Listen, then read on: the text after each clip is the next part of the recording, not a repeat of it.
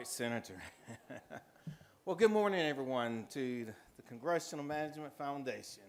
I don't know about you, but this is like the Emmys Award, you know? I'm like, you go cast some contentious votes, and then you come get an Emmy, you know? Hey, I'm so excited, and I want to start by sharing. It is indeed an honor, and I think I can speak on behalf of all of the members. It's an honor, a deep honor, to be able to represent constituents, and especially constituents in Eastern North Carolina, where I was born, raised. I went on, Don, you know this, served our country in the Air Force, and then came back home.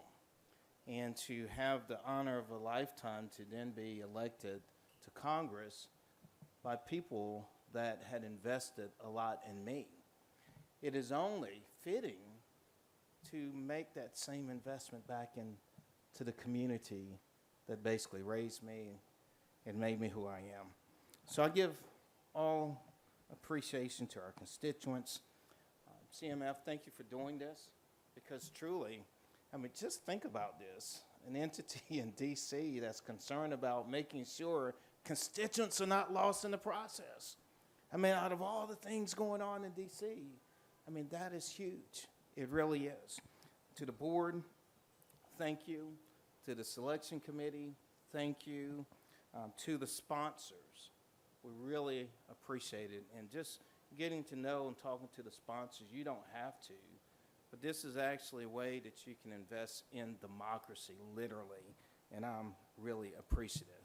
I want to shift gears to those who are in the trenches every single day, dedicating their lives, their time, sacrificing themselves. If the congressman has to be there late that night, they're there late that night. If someone's calling, no matter what time it is, and their member reaches out, they're responding. And I have 3 members, and I would like to talk about the award in this way.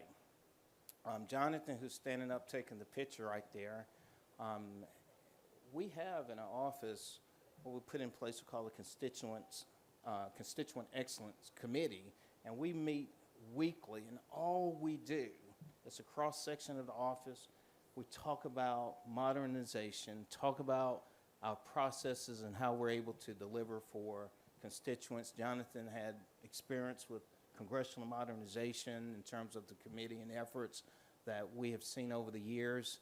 And, you know, so we bring different level of expertise to this. And this is something we take to heart. I can shift gears to Delia, our deputy chief. I mean, and I'm just putting perspective on all of this. So I get a call yesterday, this is just yesterday, from a commissioner back home and having issues with a ditch, drainage. We're right there trying to respond and deal with ditches. Why is that so important? I mean, a person's issue to them is important to them, and we have to respond. So I'm really grateful. And to Josh, our legislative correspondent, I'm just saying, constantly responding, and it's our processes, our team that makes this work, whether it's the committee, whether it's featuring, integrating into our program we call Friday and the First.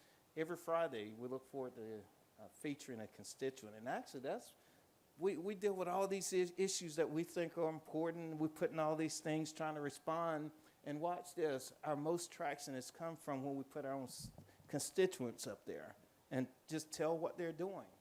And they see themselves, and their neighbors and friends and colleagues see them, and it just takes off. And lastly, again, integrating in terms of our processes, you know, such as Trello, so that we're organized, we're talking to each other with our text groups, Airtable. I mean, so many things we're examining to make this office work.